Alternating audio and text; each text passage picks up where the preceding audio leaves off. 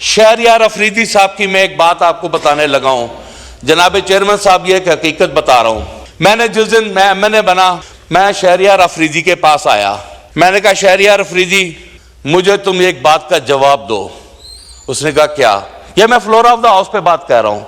میں نے کہا تم نے ثناءاللہ پہ پرچہ کیوں دیا؟ تم نے کیوں اس پہ جھوٹا مقدمہ بنایا؟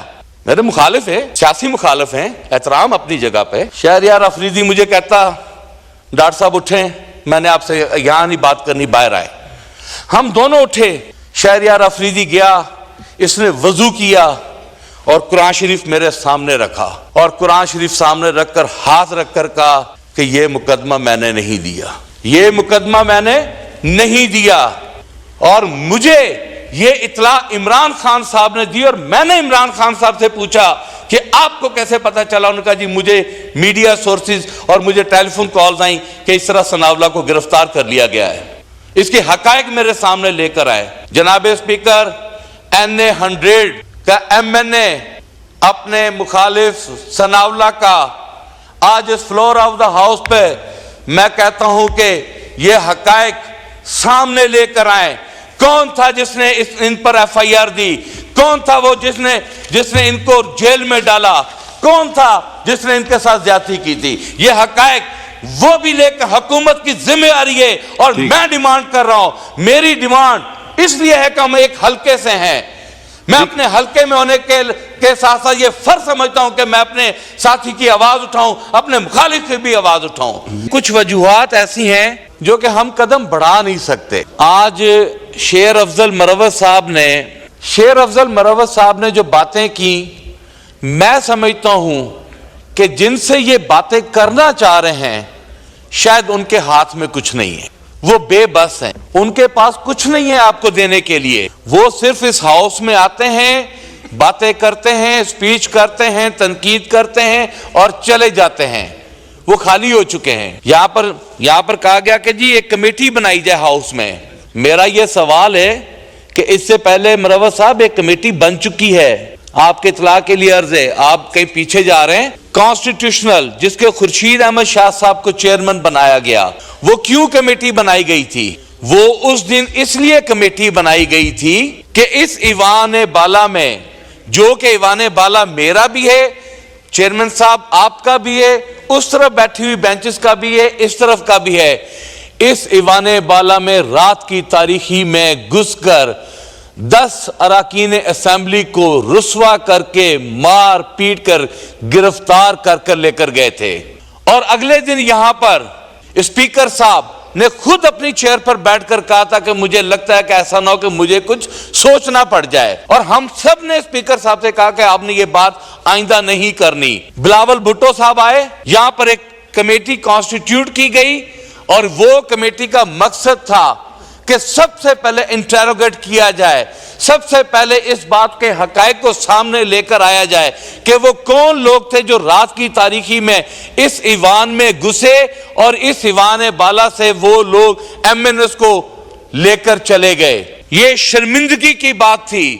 ہم بھی نہیں چاہتے کہ چیئر شرمندہ ہو، ہم بھی نہیں چاہتے تھے کہ اسپیکر صاحب شرمندہ ہو، لیکن کمیٹی بنی تھی. کوئی ایک میٹنگ ہی اس پر بلا لیتے.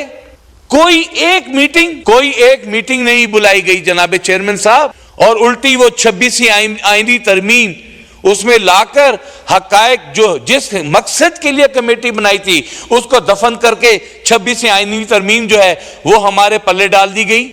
جناب اسپیکر صاحب، اگر یہ حکومت سنجیدہ ہو بات چیت کرنے پر، تو جس دن اس ایوان میں ہم لوگوں نے حلف لیا تھا، ہم نے سب سے پہلے ایک تقاضا کیا تھا کہ جناب اسپیکر صاحب 9 مئی کے اوپر جوڈیشل کمیشن بنایا جائے. میڈیا ٹاکس میں بیٹھ کے یہ تقاضا کیا گیا تھا. اس ایوان میں بیٹھے ہوئے تمام سرکار کی جانب MNA بیٹھے کو تقاضا کیا گیا تھا کہ 9 مئی جو کہ صرف اور صرف استعمال ہوئی ہے پولیٹیکل وکٹمائزیشن کے لیے، وہ اس الیکشن میں ہمارے مخالفین کو جتانے کے لیے استعمال ہوئی. جھوٹے مقدمات بنائے گئے، ہمارے دوستوں کو انوالو کیا گیا، ہماری فیملیز کو انوالو کیا گیا، پورے پنجاب بھر میں کریک ڈاؤن کیا گیا. صرف اور صرف مقصد یہ تھا کہ پاکستان تحریک انصاف کو الیکشن ہرایا جائے، دہشت گرد بنایا جائے، دہشت گرد تنظیم بنایا جائے۔ لیکن جناب اسپیکر، میں پاکستان کی عوام کا شکریہ ادا کرتا ہوں کہ عمران خان نے انہیں ایسا شعور دے دیا ہے کہ انہوں نے بند ڈبوں میں جا کر جب مہریں لگائی اور بتایا کہ 9 مئی کا آپ کا بیانیہ 8 فروری کو ہم نے دفن کر کے اس ایوان میں بھیجا۔ جناب اسپیکر، اس ایوان میں آ کر ہمیں کون سی عزت مل گئی، کون سی ایسی تکریم مل گئی؟ جب ہم بات کرتے ہیں کہتے ہیں کہ جی آپ کے دور میں یہ ہوا، آپ کے دور میں یہ ہوا، یہ اس وقت کہا جاتا ہے جب آگے بڑھنے کا آپ کا مقصد نہ ہو، کیونکہ آپ کو تو یہ سارا کچھ دیا گیا ہے، آپ لے کر نہیں آئے۔ فارم 47 پر ہم چیخ چیخ کر مر گئے کہ جوڈیشل کمیشن بنائے، ہماری ایک نہیں سنی گئی۔ 9 مئی پر ہماری ایک نہیں سنی گئی۔ جناب اسپیکر، 26 تاریخ کو یہاں پر گولی چلی۔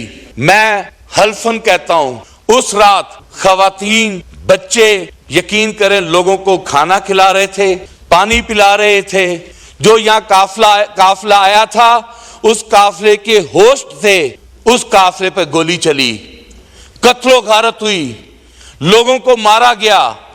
آپ کی اپنی جماعت کے لوگ کہتے کہ ہاں گولی چلی، ہاں مارا گیا، تو بنا لینا جوڈیشل کمیشن، لے آئے حقائق سامنے۔ آپ لوگ کیوں نہیں حقائق سامنے لے کر آئے؟ یہ تو آپ لوگوں کی ذمہ داری ہے کہ حقائق کو آپ نہیں لانا چاہتے۔ آپ کے تو اپنے ساتھی یہ کہہ چکے ٹی وی پروگرامز میں بیٹھ کر کہ اگر عمران خان آ گیا تو ہم سب جیل میں ہوں گے۔ آپ ڈرتے ہیں عمران خان سے، آپ کو عمران خان کا خوف ہے، اس لیے آپ عمران خان کی آواز کو دبانے کے لیے ہر ممکن کوشش کرتے ہیں۔ لیکن جناب چیئرمین صاحب، آپ یقین کریں، میں کبھی تصور بھی نہیں کر سکتا ہوں کہ میرے مخالفین، میرے سیاسی مخالفین مجھے گولی مار دیں گے، میں تصور بھی نہیں کر سکتا ہوں۔ میں سمجھتا ہوں جو ہم پہ گولی چلی ہے وہ پاکستان تحریک انصاف کی وجہ سے چلی ہے۔ اگر اس وقت سانے ماڈل ٹاؤن کے ماسٹر مائنڈز، جن لوگوں نے یہ سازش تیار کی تھی، جن لوگوں نے سانے ماڈل ٹاؤن میں خواتین کا قتل و غارت کیا تھا، اگر ہماری حکومت میں تحریک منہاج القرآن کو انصاف ملا ہوتا تو شاید پاکستان تحریک انصاف یہ آج دن نہ دیکھتی۔ ہم بھی سوئے رہے ہیں، ہم نے بھی آئی چلائی میں گزار دیا سارا وقت، اور اس کے نتیجہ کیا نکلا؟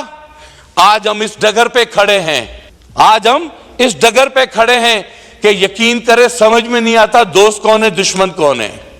ہمیں پاکستان کو آگے لے کر جانا ہے، پاکستان کو آگے لے کر جانا ہے۔ میں دعا کرتا ہوں اپنے اللہ سے کہ یا اللہ ہمارے اس ملک میں کوئی جنگلوں کا قانون ہی نافذ کر دے، کوئی جنگلوں کا قانون ہی نافذ کر دے۔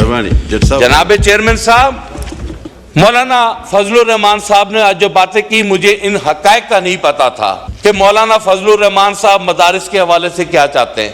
میں سمجھتا ہوں کہ ایڈوانس ٹیکنالوجی، ایڈوانس ایجوکیشن میں ہمارے دینی مدارس کو انوالو ہونا چاہیے۔ ہمارا بہت بڑا ریشو جو کہ اپنی فائنینشیل حیثیت کی وجہ سے اسٹڈی نہیں کر پا رہا، پڑھ نہیں پا رہا، وہ مدارس میں جا رہے ہیں۔ میں فلور آف دا ہاؤس پر ریکویسٹ کروں گا کہ مہربانی فرما کر آپ لوگ جو ہیں مدارس کو جو ہے وہ رجسٹرڈ کریں اور انہیں آن دا ریکارڈ حصہ بنائیں کسی خوف و خطر سے۔ جناب چیئرمین صاحب، میں فلور آف دا ہاؤس پہ 26 تاریخ کی جو گولی چلی ہے، جو کہ state prime minister of Pakistan کے احکامات پہ یہ گولی چل سکتی ہے، میں فلور آف دا ہاؤس پہ ڈیمانڈ کرتا ہوں کہ 26 تاریخ کا آپ کو جوڈیشل کمیشن بنانا ہوگا، 9 مئی کا جوڈیشل کمیشن بنانا ہوگا، اور اس کے بعد انشاءاللہ تعالی یہ ایوان بھی آگے چلے گا، ہم بھی آگے چلیں گا، پاکستان بھی آگے چلے گا، اور ہم سب آگے کی طرف بڑھ کر اس پاکستان کا نام روشن کریں گے۔ اور آخری بات، عمران خان کے علاوہ آپ اگر یہ سوچتے ہیں کہ پولیٹیکل اسٹیبلٹی آئے گی، یہ ناممکن ہے۔ آپ لوگوں کو ہوش کے ناخن لینے ہوں گے۔ اگر آپ نے خان صاحب کو ریلیز نہ کیا تو میں سمجھتا ہوں کہ پاکستان سیاسی تعامل کا مکمل نہیں ہو سکتا۔ جناب چیئرمین صاحب میں نے مجھے شعر و شاعری سے شوق تو نہیں لیکن ایک نظم میری نظر سے گزری, آپ کو احتیاط سے پڑھیے گا یہ بہت احتیاط سے. سنا ہے جنگلوں کے بھی کوئی دستور ہوتے ہیں, سنا ہے جنگلوں کے بھی کوئی دستور ہوتے ہیں, سنا ہے جب شیر کا پیٹ بھر جائے وہ حملہ نہیں کرتا, سنا ہے جب تیز ہوائیں چلتی ہیں تو مینا اپنے بچے چھوڑ کر کوے کے انڈوں پہ بیٹھ جاتی ہے, سنا ہے اگر کوئی پل ٹوٹ جائے تو سانپ گلہری چیتا بکری ایک تختے پر بیٹھ کر پانی پہ بہتے ہیں.